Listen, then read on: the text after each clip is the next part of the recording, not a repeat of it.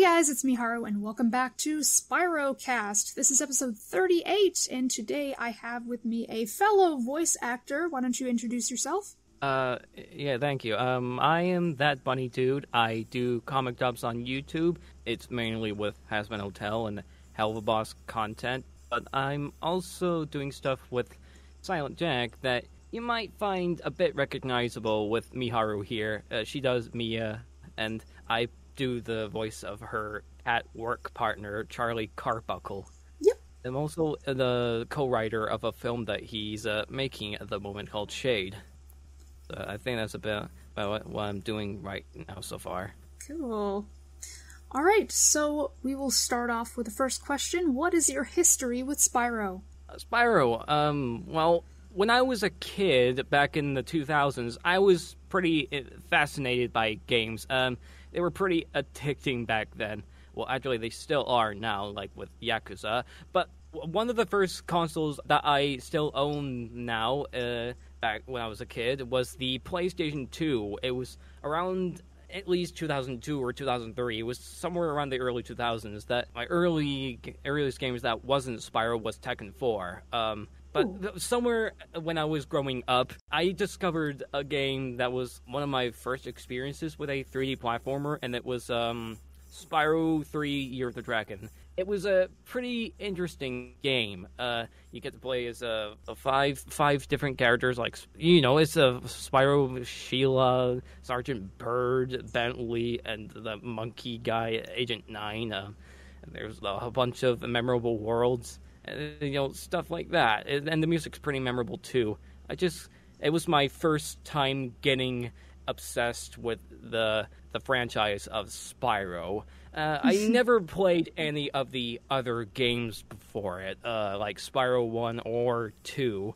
And the next game after that, I believe, was A Hero's Tale. We used to have an Xbox original. It was developed not by Insomniac, but I think Eurocom? Yes. I played a little bit of it back then, or at least one of my siblings did, and I didn't really find it as interesting as Spyro 3, so I couldn't really get into it much.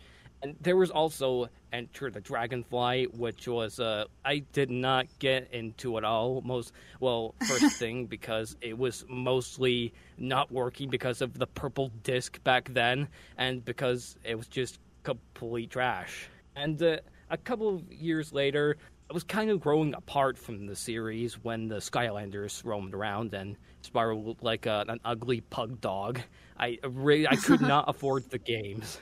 Yeah, but weirdly enough, it was Disney Infinity that introduced me to the Toys to Life thing. But even then, I just wasted my money on the game and the figures, and I couldn't even get into it at all much. And that was one of the games that died completely. It just never came back before Skylanders followed suit. But now here's the thing. Before that game died off, there was one character that helped revive its own franchise, Crash Bandicoot, I believe. And then after that, after he was brought back into the Skylanders series, he got his own remake trilogy called the Insane Trilogy.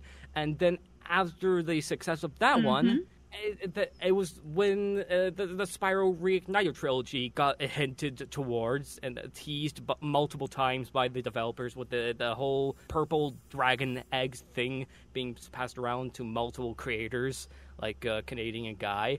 I was really getting hyped at that point. Like, I was just losing my mind. Like, I was really ready to lose it because I have not played it for a long time, and I really wanted to feel how it could be modernized a bit, like the graphics and the music and stuff. And I think I did play Spyro 2 before that, even though it was not my favorite. It wasn't too bad. It was actually pretty good, but weirdly enough, I never played the first game.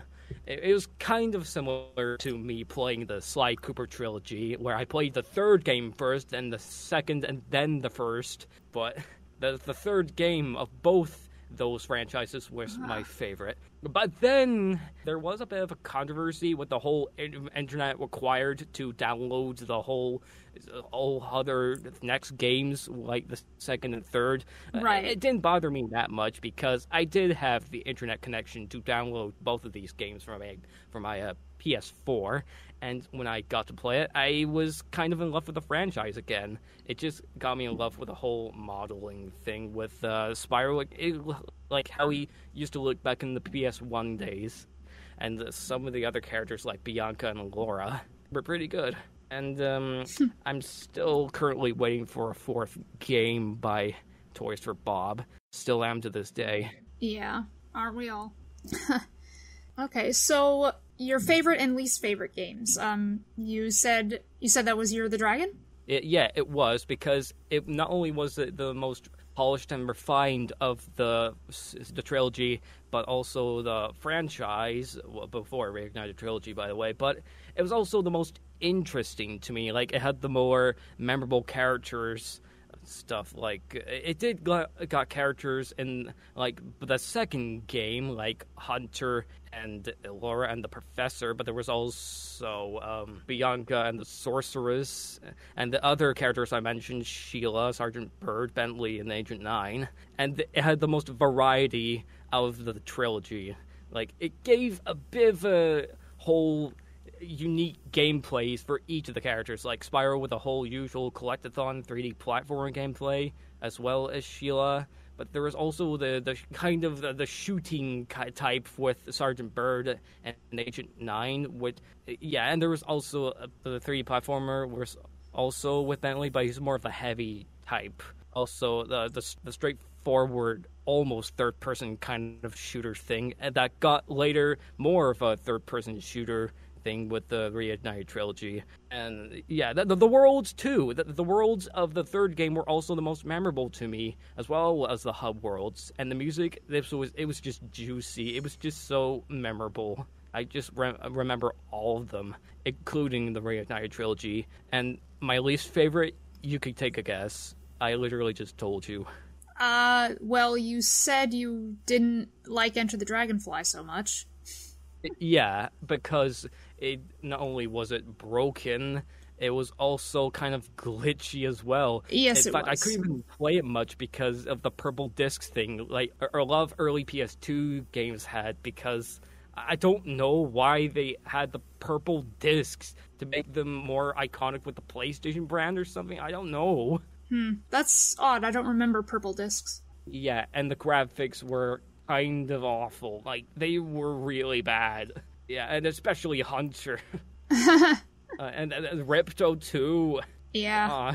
And the reason why is because it was rushed. It was completely rushed for a holiday release that really wasn't worth it in the end. Like, there was a couple of unknown developers that had no other history with the franchise, and it was a complete failure. And it had less worlds than the third game. Like, I could not remember a single thing about that game. I don't know how they managed to disappoint every Spyro fan with a fourth title. It should have been a slam dunk. Yeah, it should have been. And I also, the other game, while not bad, the Skylanders games aren't really my favorite. Mostly because, well, I couldn't try and play them because I couldn't afford them, but I just didn't like the graphics, though. I just didn't like how Spyro looked, as well as Cinder. I just couldn't get into it, and it's just too expensive. It was a lot of money for me. Yeah, I guess so. What did you think about the Legend series? I'm still trying to get into that. Well, actually, I was trying to get into the first game with the whole A New Beginning, and I think it was alright for the developers that aren't Insomniac, or maybe Eurocom, but I think it was actually pretty alright so far. Okay. It was Chrome Studios that developed the Tasmanian and Tiger games, and they were also pretty fun in their own way. Interesting. I tried to play Taya, I couldn't get into it. The characters were alright in Tai. I mean, maybe not as memorable as Spyro, but they weren't too bad, as well as the music and the hub worlds. Maybe just not as memorable, though. Although I still wish for a fourth 3D game in the Tai series. Oh, yeah? Yeah, I mean, it's kind of underrated to me. Yeah, it is underrated. You're right. All right. Do you think we could be getting a new Spyro game soon? That's a bit difficult to answer, but maybe. Well, recently, Toys for Bob did change their banner and profile pic to be more a purple crystallized theming going on with their whole teasing thing, like with the eggs in Reignited Trilogy and the whole blue orange Wumpa Fruit thing with the Crash Team Rumble, which I have not played, by the way. I'm not really into live service games, but the purple crystal theming to me means that, come on, this has to be Spyro 4. I really want it to happen. Like, come on, please retcon Enter the Dragonfly, please. I don't want it to exist anymore. Well, it'll always exist, so... But whether they retcon it or not, I do want something that I can maybe not call Spyro 4, maybe by a different title, but... Yeah, like, pull off a Crash 4, it's about time to the fans. Like, it just retcons every other game in the series except for the first 3 games. Well, Crash 4 doesn't necessarily do that, but yeah. Yeah, I think Spyro 4 could still happen, but besides the we acknowledge the elephant in the room, which is the whole Toys for Bob thing, with the whole company going indie, splitting apart from Activision and Microsoft, which kind of dampens a bit of the hope that I kind of had for Spyro 4, but it did say they were going for a partnership with Microsoft, but while still going the indie way. Like, they want to do things their own way, like with a brand new IP, of course, but there is still hope for a Spyro 4, but not only that, this means that if Toys for Bob goes indie, that means that there is also a chance that while under the partnership of Microsoft, Banjo 3 could also happen if Microsoft lets them, as well as Rare. Maybe also Ratchet and Clank and Jack and Daxter and Sly Cooper under Sony as well. And maybe even Nintendo platformers under Nintendo. I mean, the sky's the limit for Toys for Bob, so go Toys for Bob. Yay. True. I mean, I can't speak for some of those other games. Obviously, Ratchet and Clank is still owned by Insomniac, and as far as I know, they're still doing those games. So, and they don't plan on stopping anytime soon. Unless, of course, the AAA game market is crashing right now in 2024. I mean, it could do a whole bit of the damping the whole superhero game strategy thing, like with Venom, X-Men, Spider-Man 3. Like, the market is honestly kind of crashing right now, especially for AAAs. And there's also games like that new Rocksteady game that completely flopped because it was live service and people didn't like that. Right. Yeah. So I hope that means that AA games could come back, because like it could like slash the budgets in half. Like, maybe the highest I could go for is 100 million. Like, that's like the highest I could go for. Like, let's just go back to the whole PS2 days. Like, we get to make multiple games per year, like we used to do, like in the 2000s, like Capcom and Namco, those companies. Well, there is Yakuza and Like a Dragon. Like, that's the closest franchise I can think of that actually still manages to do the whole, retain the whole multiple games per year strategy. And surprisingly, it worked for Sega. Ryogakutoku Studios. They actually managed to pull it off, and it rakes in the big bucks for them. And they're honestly really quality games. Like, I still get excited for all the new Yakuza games. Like, I just can't get enough of them, including the Judgment spin-off games. It's currently one of my favorite games. Oh. The Yakuza franchise, yeah. Especially Yakuza 0. Yeah. I mean, I know that it's a little bit hard to, like, crank out a new game every year, especially, like, it's definitely not the same process as it was in the 2000s, so... Yeah, but the thing is, trying to keep the whole realistic graphics and the whole big budget $300 million games to make the tens of millions of sales, in my honest opinion, it's just is just no longer sustainable in today's market, especially with Spider-Man 2, which did make kind of big money with 10 million sold, but it was reported that it was potentially profitable. That means it just barely made money. Like, if even 2 million for Ratchet and Clank Rift Apart made it flop, there's something that needs to be done about the whole AAA game marketplace right now. It needs to slash their budgets, or else they're gonna go under, and we might never get the games that we remember and grew up and loving ever again, unless they, of course, kind of slash the budgets and advertise games more, and well, don't focus on realistic graphics like the Horizon games and the God of War. Well, the point is, any cinematic game with Sony's cinematic era, in my honest opinion, I think that era is officially kind of over now. Well, at least in terms of the sustainability, of course. I mean, there is still Grand Theft Auto 6, which is coming out next year. I mean, obviously, that's going to make a crap ton of money in sales, because everyone knows that. But in my honest opinion, that's pretty much going to be like the last AAA game that's actually going to make money before it completely changes in the market. Like,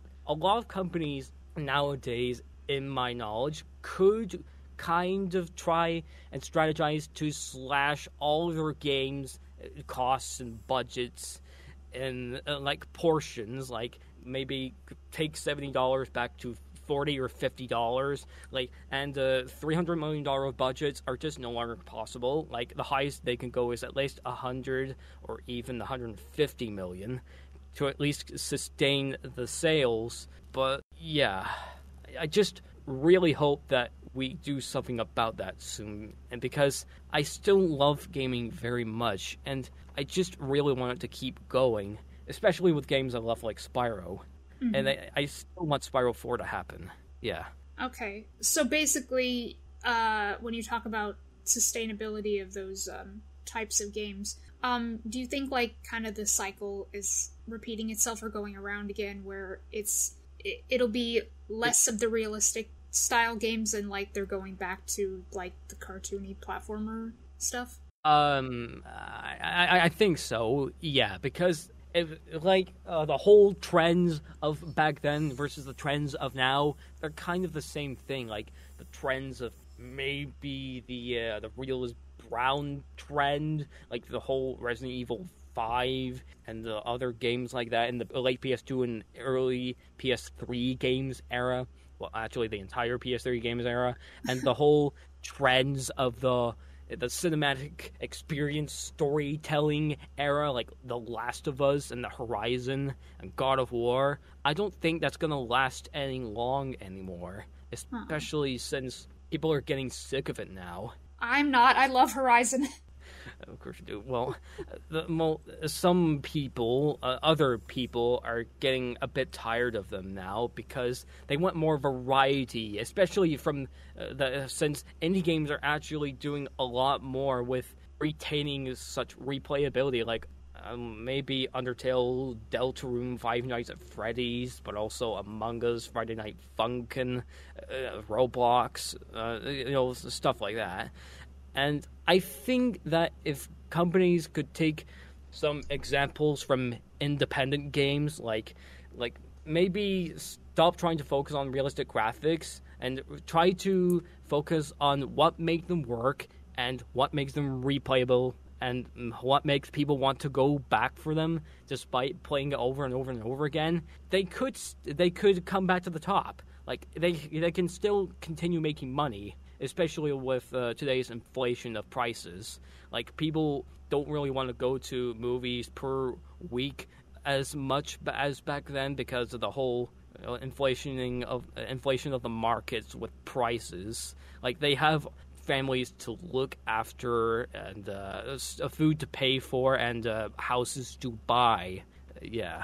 I think that if games can try slashing their costs and downgrading the graphics down to just being more unique, like, I think that they can still make money. Like, maybe even like as much money as they used to do. Like, they get experimental, but they make big money with the AAA games. Like, I miss the experimental AAA titles. Like, I wish that it can come back. But if they manage to do something about the market right now, it could still happen. Like, it could make a huge comeback, like how nu metal is right now with the nu metal music coming back, like Limp Bizkit and Deftones, like the late 2010s and early 20s comeback. Yeah, you know about this game, Hi-Fi Rush? Like, do you know it? Yeah. Yeah, it came from the developers of The Evil Within, which had very realistic graphics, but somehow miraculously it got really anime-like graphics, and it was really unlike the Evil Within games, and with no marketing at all. It just got shadow dropped day one. It somehow outsold Forspoken. Like, it sold more copies than a game that was heavily marketed and advertised by Square Enix. With the writing and dialogue of the game being more on par with the modern MCU stuff. Like, it's just really kind of bull crap. I like Forspoken, but we're not here to talk about that. I actually really liked the story of that game, even if there wasn't enough to do. Anyway, so what you're saying is, you think the era of indie games is upon us? Well, I think it kind of already is. Like, there was Five Nights at Freddy's, Undertale. Like, they were already a thing in the 2010s. But I think they might go bigger nowadays. Like, they're actually kind of making a bit more money than some AAA games now.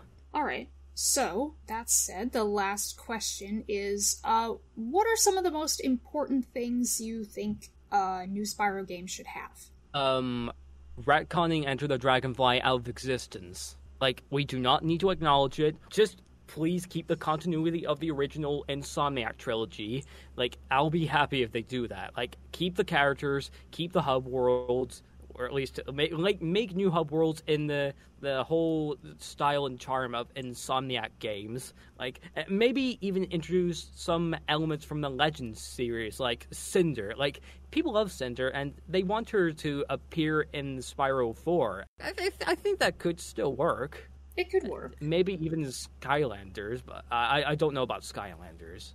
But yeah, I think that if they try getting Cinder, retconning Enter the Dragonfly, and keep the entire Insomniac trilogy canon, then I'll be happy. Like, I'm just hope that Toys for Bob can deliver some quality with Spyro 4. Or at least another developer, if not them, like maybe Beanox. It's possible that Toys for Bob may be working with Beanox. They might be collaborating on this. That sounds pretty awesome. Like, Toys for Bob and Beanox collaborating for Spyro 4. That's just gotta be, like, quality right there. Like, well, Beanox developed a remake for Crash Team Racing, which was amazing. Yeah, hell, even if Vicarious Vision was still around, like as a developer studio instead of a Blizzard studio or a Call of Duty support studio, like, we could have gotten like a whole trinity of Spyro Crash studio devs. It could have been like pretty damn good. But no, we just got two instead, Toys for Bob and Beanox. We'll miss you, Vicarious Visions. So basically it's just making sure that it has the same feel of the Insomniac trilogy, is what you're saying. Yeah, like the worlds, characters, and the music. Like, it'd be a plus if they get Stuart Copeland from the Police back. Mm-hmm. Like, his music is just top tier in the Insomniac trilogy. I think they even got him for a new theme song for the Reignited trilogy, like in the main menu of the trilogy. I think that it could mean that it's still possible to get Stuart Copeland for a fourth game. True, and they also technically got him for Enter the Dragonfly. oh boy. Well, there is also Elora and Bianca. Like, I'd like to see how they play out in the world of Spyro and in the levels. Like, they could get their own unique gameplay elements, like how Sheila, Sergeant Bird, Bentley, and Agent 9 did. Yeah, I would very much like to see how Bianca plays. Like it's a bunny sorceress girl. Like is Sunny a bunny sorceress waifu? Like why wouldn't I want to play as her? And the fawn girl. Like why wouldn't we want to play as those two? Like I think they could still work as playable characters. Yeah, they Like definitely it'd be could. more focused on the 3D platforming with the jumping and the double jumping. Well, now that we have playable Elora in Rumble, that could, that's probably giving us a taste of what we could have for Spyro 4. Yeah. I think a playable Elora in Spyro 4 could be possible, but I would also love a playable Bianca in Spyro 4. Yeah. Like maybe we get to do magic spells on enemies and do magic spells to get around the puzzles and the jumping, like even puzzle solving. Yes. I think there's potential with a playable Bianca. And with Hunter, I think we can like take some elements from the Hero's Tale, like him being an archer, like more of a combat based gameplay with him, like with the whole archer thing. Mm-hmm.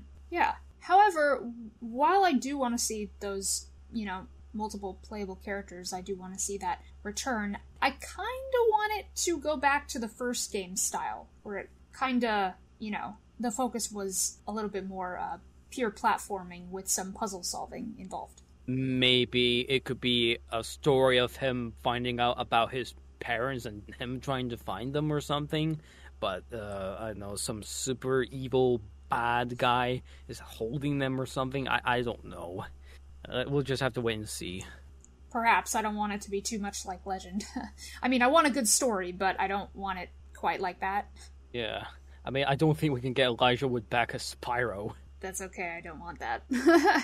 Alright, so... Well, that was the last question I had. So, is there anything else that you'd like to talk about for this last couple minutes? Anything you'd like to plug, promote? I do comic dubs, like I said before, and I could still do more content with Miharu the Fox if you want to see her. Like, maybe... like, recently she did the voice of Vaggie in one of the comic dubs. Like, she was pretty lovely as Vaggie. Thank you. I really enjoy doing that voice. Oh, you are so sweet, Vaggie. Oh, that voice was so damn good, girl. You're really good at doing that, too? I can't help it. It's just so easy to do Angel Dust. Yeah, it just kind of comes out naturally. I mean, I could also do Charlie's voice. So, hi, Amia. Hello, Charlie. Bugs. I hope you're having a lovely day. I hope you do too. Alright. That's gonna do it for this SpyroCast. Thank you so much for being on. That was great. Yeah. It was one of my first times doing these kind of podcast things. I don't think I've ever done one of these things before. So it's very nice that it gets to be this one. Awesome. Yeah, I'm glad that SpyroCast was your first. Yeah. I just can't believe you got Rob Scallon on here. Oh yeah, you know him too? Yeah, he was on the Nostalgia Critic, right? Really? I didn't even know that. Yeah, he was in the Gem and the Holograms review. There was a joke about him being in the Gem movie. Oh my god. And the critic was pointing that out. Wow. Yeah. That's crazy. I didn't even know that. Yeah. Fortunately, though, he also helped out with a whole awful Nostalgia Critics The Wall album. That was pretty awful. Oh no. It's pretty funny that you got the guy behind the Nostalgia Critics The Wall album on this whole podcast of yours. I know. One of the worst albums ever. That's crazy. Like I said, I didn't even know he was involved with any of those things. I just know he was like, super popular musician and he likes Spyro. Kind of a coincidence to you, isn't it? Yeah. Yeah, it's crazy. Yeah, but anyway, thank you so much for being on, and thank you, all of you out there, for listening, and I will see you in the next SpyroCast. Until then, this is Miharu, signing off. And this is BunnyDude signing off. Bye. Hey.